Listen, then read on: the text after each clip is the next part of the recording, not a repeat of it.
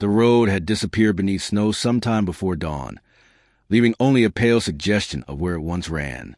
Wind pushed across the open land in long, unbroken breaths, dragging cold with it like a blade. Each step felt borrowed. Clara Whitmore stopped when her leg finally refused her. It wasn't a dramatic fall. No cry, just a sudden, quiet certainty that if she took another step, she would not rise again. Her right foot, wrapped in a boot too thin for winter, had gone numb hours ago. Now numbness had given way to something worse. A deep, grinding ache that climbed her calf and settled in her knee like iron. She shifted the bundle on her back. Everything they owned now fit inside a sack stitch from flour cloth, and tried to straighten. Her breath came out thin and white. "Mama?" her son whispered. Samuel stood beside her, his small hand clenched tight around the hem of her coat. He was 6, nearly 7, though the cold had shrunk him down to something younger. His hat sat crooked over his ears, one mitten missing. His cheeks were red to the point of rawness. "I'm all right," Clara said automatically. It was a lie they had both grown used to. She took another step. Her knee buckled. Pain flared sharp and sudden, stealing the sound from her throat. She caught herself on the fence post beside the road, fingers burning as they met frozen wood. Samuel dropped the sack he had been dragging and turned fully toward her. His eyes, too serious for his age, searched her face. "Mama," he said again, softer. Then, after a moment, as if realizing something he had wanted to know, "You can't walk anymore." Clara swallowed. The wind rushed past them, carrying snow that stung like thrown sand. The nearest town was 5 miles behind them. The farm they'd been turned from lay somewhere ahead, its lights long since swallowed by the storm. She knelt, slowly, lowering herself into the snow. It soaked through her skirts at once, biting cold through the fabric. Samuel crouched in front of her. He placed both his small hands on her knee, as though he might hold it together by will alone. "I can help," he said quickly. "I can pull you, or you can lean on me." Clara smiled because he needed her to. She brushed snow from his hair with shaking fingers. "Oh, Sam," she murmured. "You already are." She looked down the road, then up at the sky, gray pressed low and heavy, the kind of sky that promised more snow, not less. She thought of her husband, of Thomas's laugh, his broad shoulders bent over the plow, and of how sure she had once been that the world, though hard, was at least solid beneath her feet. Now even the ground had given way. A shape moved in the distance. At first, she thought it was just the wind shaping snow into something familiar, but the shape grew darker as it drew closer, resolving into a horse and rider moving slow and steady against the storm. Samuel saw it too. "Mama," he whispered, hope and fear tangled together. "Someone's coming." Elias Boone had learned to read storms the way some men read books. This one had weight to it. Snow thickening, wind shifting east. He'd meant to be home an hour earlier, but a loose rail at the north fence had needed tending, and daylight had slipped away while his hands were busy. Now his cabin waited somewhere ahead, smoke from its chimney already thinning in the wind. Then he saw them, 2 figures near the old fence line, one standing too still, one too small to be alone out here. He slowed his horse. The woman knelt in the snow, her shoulders slumped forward as if bracing against something heavier than the cold. The boy stood in front of her, back straight, like he was guarding her with his body. Elias dismounted before he reached them. "Ma'am," he called, keeping his voice low so as not to startle them. "You all right?" The woman looked up. Her face was pale beneath the windburn, eyes dark with exhaustion. She tried to rise. "Don't," Elias said, sharper than he meant to. He took another step closer, boots crunching.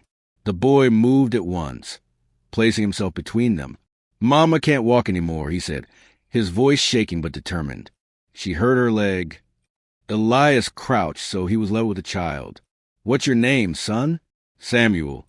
"And your mama?" "Clara." Elias nodded. He turned his attention back to her, eyes taking in the swollen knee, the way she favored one side. "How long you been out here?" he asked. "Since morning," Clara said. Her teeth chattered despite her effort to still them. "We were trying to reach." She stopped. Whatever name she'd been about to say no longer mattered. Elias didn't ask more. He glanced up at the sky, then back down the road. "My cabin's not far," he said. "You won't make town before dark. Storm's coming in hard." Clara hesitated. Pride flickered across her face, thin and fragile. "I don't want to trouble." "It's no trouble." He shrugged off his coat and draped it over her shoulders before she could protest. It smelled of pine smoke and leather. Then, without ceremony, he slipped one arm behind her back and the other beneath her knees. She gasped, "I can walk." "You can't," Samuel said softly, repeating the truth as if it were something solid. Elias lifted her easily, her weight light from hunger and cold.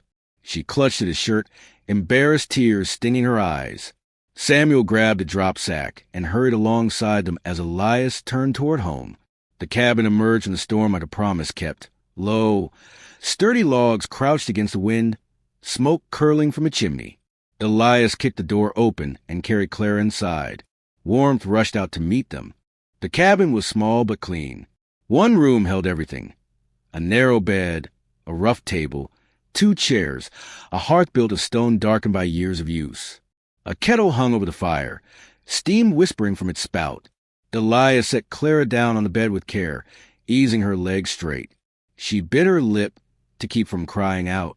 Samuel hovered close, eyes darting around the unfamiliar space. "Sit," Elias told the boy gently, pointing to the chair near the fire. "Warm up." He knelt in front of Clara and unlaced her boot. The sock beneath was damp, her ankle swollen and angry. "Old injury?" he asked. "Yes," she admitted. "From years back. It flares in the cold." Elias grunted. He fetched a cloth, dipped in warm water, and pressed it against her ankle. His hands were rough but careful. Samuel watched every movement. Elias glanced at him. "Hungry?" Samuel nodded once. Elias handed him a mug of coffee, then reconsidered and swapped it for one of milk warmed on the stove. The boy took it with both hands, whispering, "Thank you." As night fell, the storm closed in. Snow battered the walls. Wind howled through the trees. Inside, Elias stirred beans into a pot and cut thick slices of bread. Clara watched him, the lines in her face easing as warmth seeped back into her bones. "I don't know how to repay you," she said quietly. Elias shrugged. "You don't." Silence settled, not awkward, but full. The kind that comes when people are too tired for words. Samuel finished his milk and slid from the chair.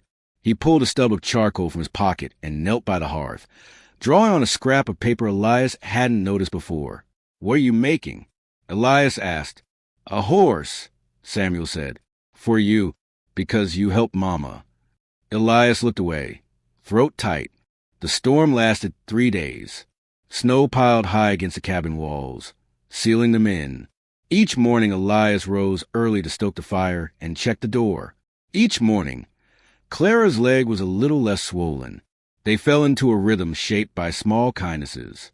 Elias mended Clara's torn coat by lamplight, needle flashing silver. Clara cooked when she could, moving carefully, grateful for something useful to do. Samuel followed Elias like a shadow, learning how to stack wood, how to listen for the sound of weather in the trees. At night, the wind sang against the logs. On the second evening, Samuel asked, "Why do you live alone?" The question hung there, innocent and sharp. Elias stared into the fire.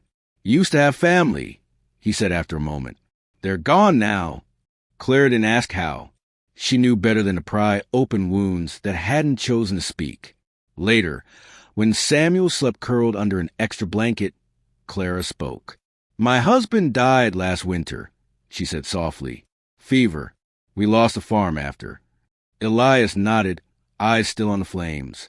"Sometimes," Clara went on, "I think surviving is harder than dying. It asks more of you." Elias met her gaze then. Something unspoken passed between them. Recognition, not romance. Two people who had learned the same hard lesson in different ways. On the 4th morning, the storm broke. Sunlight spilled across the snow, blinding and clean. The world looked newly made. Clara stood at the window, testing her weight. Her legs still ached, but it held. Samuel pressed his drawing into Elias's hand before they left. A horse with too many legs, standing in front of the cabin with smoke curling high. "So you won't forget us," he said. Elias knelt. "I won't."